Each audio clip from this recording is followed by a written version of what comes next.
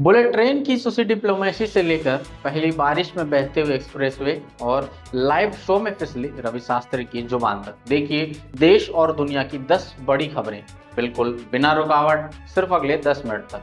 नमस्कार, सादर प्रणाम। गोपाल मिश्रा नाम है हमारा और आपका अपना चैनल टुडे विलाई देखना शुरू कर चुके हैं। हमें पता है आपके पास दुनिया भर की पंचायतों पर नजर रखने का समय नहीं है, तो कुर्सी की पेटी बांध लीजिए। अगले 10 मिनट में हम आपको कराने वाले हैं देश विदेश दुनिया और खेल जगत से जुड़ी टॉप 10 खबरों की सैर। तो चलिए शुरुआत करते हैं। पहली खबर आ रही है दिल्ली के कूटनीतिक गलियारों से, जहां आज समोसा और सुशी का एक अनोखा संगम देखने को मिला। भारत के प्रधानमंत्री नरेंद्र मोदी और जापान की प्रधानमंत्री ताकाइशी के बीच दिल्ली में एक बेहद ही हाई प्रोफाइल बैठक हुई, द्विपक्षीय बैठक हुई और इस मीटिंग के दौरान दोनों देशों ने आर्थिक सुरक्षा और टेक पार्टनरशिप को अपने रिश्तों का सबसे मजबूत पिलर बताया।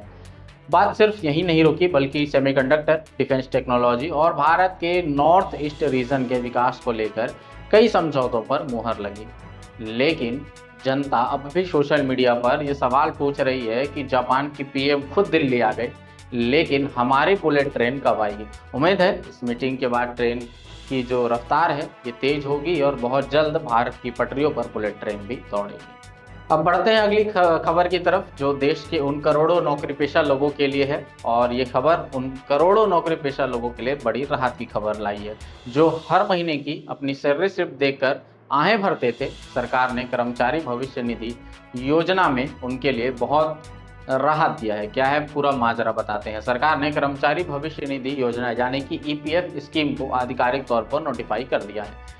नए नियम के मुताबिक अब आपकी अनिवार्य पीएफ कटौती की सीमा 1800 रुपये प्रति माह पर फ्रीज कर दी गई, यानी कि 1800 रुपये प्रति माह पर सीमित कर दिया गया। इसका मतलब है कि अगर आप अपनी बेसिक सैलरी, अगर आपकी 1 लाख भी है, अगर आपकी बेसिक सैलरी 1 लाख भी है, तब भी कंपनी ज़बरदस्ती आपका मोटा पैसा पीएफ में नहीं काट पाएगी। उनके ऊपर योगदान पूरी तरीके से आपकी मर्जी पे रहेगा, स्वैच्छिक होगा। यानी कि अब पैसा सीधे आपके इन हैंड सैलरी में आएगा। तो भैया एचआर से डरना छोड़ दीजिए और वीकेंड पर उन पैसों का क्या करना है इसकी प्लानिंग शुरू कर दीजिए। बढ़ते हैं अगली खबर की तरफ। अब रुक करते हैं उस शहर का जो हर साल मानसून आते आते इटली का वेनिस शहर बनने की नाकाम कोशिश करता है। जी हाँ, मायानगरी मुंबई में मानसून की ऐसी दस्तक पड़ी है कि मौसम विभाग आईएमडी को मुंबई, ठाणे और पालघर के लिए रेड और ऑरेंज अलर्ट जारी करना पड़ गया। सड़कों पर पानी ऐसा भर गया है, ऐसा सैलाब है कि ट्रैफिक रेंग रहा है और लोकल ट्रेनें अपनी मर्जी के मालिक बन चुकी हैं। हर साल की तरह इस साल भी नगर निगम के सब ठीक है वाले दावों की पोल बारिश से पहले ही खुल चुकी है। हालत ये है कि लोगों को समझ नहीं आ रहा कि ऑफिस कार से जाएं या फिर तैर कर। प्रशासन ने दावा हर साल करता है प्रशासन कि सब ठीक है, लेकिन क्या है ये तो वक्त आने पर दिख जाता है। वैसे प्रशासन ने सख्ती दिखाई है और लोगों को कहा है कि जब तक बहुत ज़रूरी काम ना हो तब तक घर से बाहर ना निकले, समंदर किनारे और जलभराव वाले इलाकों से दूर रहे और घर पर ही चाय, समोसे, भजिया का आनंद ले और बारिश का आनंद ले। अगर आपको लगता है कि सड़कों की दुर्दशा सिर्फ मुंबई में है, तो जरा चमचमाती hi tech city Delhi Dehradun expressway का हाल भी देख लीजिए। इसी साल 14 अप्रैल को प्रधानमंत्री मोदी ने बड़े जोर शोर से इसका उद्घाटन किया था। दावा था कि अब दिल्ली से देहरादून का समय सिर्फ 2.5 घंटे का होगा, लेकिन जो सोशल मीडिया पर पहली बारिश के बाद वीडियो सामने आए हैं उसने सबको हैरान कर दिया है। और पहली मानसून की पहली बारिश झेलते ही 12,000 करोड़ के इस एक्सप्रेसवे पर एक बड़ा गड्ढा बन गया और इस गड्ढे पर इतना बड़ा गड्ढा है कि यहाँ से भैंसें नहाकर जा सकती है। अब सोशल मीडिया पर लोग सवाल पूछ रहे हैं कि ये 12,000 करोड़ रुपए सड़क बनाने में लगे थे या सिर्फ पहली बारिश के पहले पानी में इस रोड को बहाने के लिए। कॉन्ट्रैक्टर साहब की इंजीनियरिंग को तो सीधे 21 तोपों की सलामी मिलनी चाहिए। सड़क के गड्ढों से निकलते हैं और सीधे चलते हैं 7 समंदर पार अमेरिका, जहां से भारतीय प्रवासियों के लिए एक बहुत बड़ी और मीठी खबर सामने आ रही है। अमेरिका में पिछले काफ़ी समय से जन्म आधारित नागरिकता यानी कि बर्थ राइट सिटीजनशिप को खत्म करने के लिए एक तीखी राजनीतिक बहस चल रही थी, लेकिन अमेरिका के सुप्रीम कोर्ट ने इस पूरे विवाद पर फुल स्टॉप लगाते हुए एक बड़ा बयान दिया है। इस पूरे विवाद पर फुल स्टॉप लगाते हुए सुप्रीम कोर्ट ने ये साफ कहा है कि अमेरिका की धरती पर पैदा होने वाले बच्चों को जन्म से मिलने वाली नागरिकता जारी रहेगी। इस फैसले के बाद यहाँ रह रहे करोड़ों भारतीयों ने चैन की सांस ली है और अब भले ही ग्रीन कार्ड की लाइन कितनी भी लंबी क्यों ना हो, लेकिन अमेरिकन मुंडा या अमेरिकन कोड़ी बनने का रास्ता साफ हो चुका है। पंजाब और गुजरात के तो कई घरों में आज लड्डू बट रहे होंगे। चलिए अब रुक करते हैं छठवें खबरों का। छठवीं खबर अंतर्राष्ट्रीय कूटनीति और व्यापार के मैदान से है, जहां वक्त का पहिया ऐसा घुमा कि हर कोई हैरान रह गया।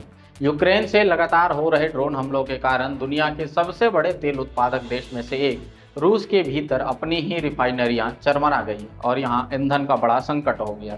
और इस संकट से निपटने के लिए रूस अब अपने सबसे भरोसेमंद दोस्त यानी कि भारत से पेट्रोल आयात कर रहा है।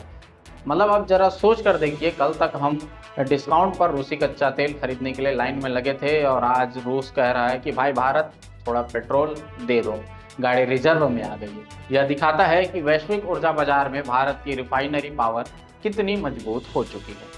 चलिए अब थोड़ा टेक की दुनिया में भी झांक लेते हैं।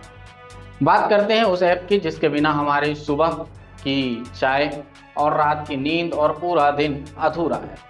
उस ऐप का नाम है व्हाट्सएप। व्हाट्सएप अपने नए यूज़र नेम फीचर को लेकर लगातार चर्चा में है, जहां आप बिना नंबर शेयर किए सिर्फ यूज़र नेम से चैट कर पाएंगे। ऐसा नियम व्हाट्सएप लेकर आया है, लेकिन टेक एक्सपर्ट का कहना है कि आप जो भी अतरंगी यूज़र नेम जैसे कि @पापा की परी या फिर कूल बॉय सोचकर बैठे होंगे, शायद ये आपको ना मिले।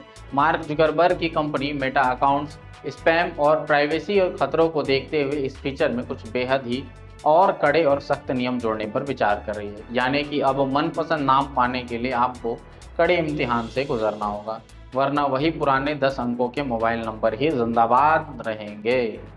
आठवीं खबर बेहद ही संवेदनशील है, जो हमारे अपने राज्य मणिपुर से आ रही है। मणिपुर में एक बार फिर मणिपुर सुलग चुका है। मणिपुर में एक बार फिर से तनाव की स्थितियां पैदा हो गई है और कुछ इलाकों में तो उपद्रवियों द्वारा घरों को आग के हवाले करने की खबरें सामने आ गई है। सुरक्षा बलों को तुरंत हाई अलर्ट पर डाल दिया गया है, लेकिन इस दुखद घटना पर दिल्ली की राजनीति पूरी तरीके से गर्मा गई है। कांग्रेस नेता राहुल गांधी ने केंद्र सरकार और बीजेपी पर तीखा हमला बोलते हुए निशाना साधा है और विभाजनकारी विचारधारा का होना बताया है। नेता को तो अपनों बयानों की राजनीति रोटियां सेकते रहेंगे, लेकिन बड़ा सवाल यह है कि मणिपुर के बेगुनाह नागरिकों को खौफ के इस साये से कब आज़ादी मिलेगी, वहां कब शांति व्यवस्था बहाल होगी। नौवीं खबर अंतर्राष्ट्रीय मंच से है। सीज फायर लागू होने के बाद पहली बार प्रधानमंत्री नरेंद्र मोदी और ईरान के राष्ट्रपति ने फोन पर लंबी बातचीत की है, जिसमें चाबहार पोर्ट के विकास और आपसी व्यापार को बढ़ाने पर चर्चा हुई। लेकिन इस कूटनीति के बीच एक घरेलू राजनीतिक ट्विस्ट आ गया। जी हाँ, जम्मू कश्मीर के पूर्व मुख्यमंत्री महबूबा मुफ्ती ईरान के सर्वोच्च नेता अयतुल्ला अली खामनेई के अंतिम संस्कार में शामिल होने के लिए मेहमान के तौर पर उन्हें बुलाया गया है। इसे कहते हैं परफेक्ट इंडियन प्रतिक्रिया। एक तरफ देश के प्रधानमंत्री ईरान के साथ व्यापार के नए समीकरण लिख रहे हैं, तो दूसरी तरफ विपक्ष के नेता बड़ा शोक संवेदना जताने जा रहे हैं। बैलेंस बिल्कुल बना रहना चाहिए, क्योंकि ये भारत देश है और भारत देश की यही पहचान है कि जब जब मुसीबत भारत देश पर आती है तो देश संगठित हो जाता है। अब आखिरी खबर क्रिकेट के मैदान से है, जहां पूर्व हेड कोच रवि शास्त्री अपनी जुबान की वजह से सोशल मीडिया पर क्लीन बोल्ड हो गए। दरअसल एक लाइव शो के दौरान रवि शास्त्री भारतीय टीम मैनेजमेंट की रणनीति और 15 साल के युवा खिलाड़ी वैभव सूर्यवंशी के डेब्यू पर अपनी राय रख रहे थे, लेकिन राय रखते रखते वो मर्यादा की सीमा को लांघ गए और कुछ ऐसा बेतुका बोल गए कि जमकर सोशल मीडिया पर ट्रोलिंग का शिकार होना पड़ा। सोशल मीडिया पर फैंस भड़क गए। जो लोग पूछ रहे हैं कि क्या कमेंट्री बॉक्स में बैठने से पहले उन्होंने नियमित दवा या कुछ ज़्यादा मात्रा में तो नहीं ले ली। वैभव सूर्यवंशी को मैदान पर रन बना ही लेने देते शास्त्री जी, लेकिन आपको अपनी खुराक पर थोड़ा कंट्रोल रख लेना होगा। फिर होगी मुलाकात ऐसे ही किसी मुद्दे के साथ और इन टॉप 10 खबरों के साथ फिर हम और आप जुड़ेंगे। तब तक के लिए आपके अपने गोपाल मिश्रा को दीजिए इजाज़त। जय हिंद।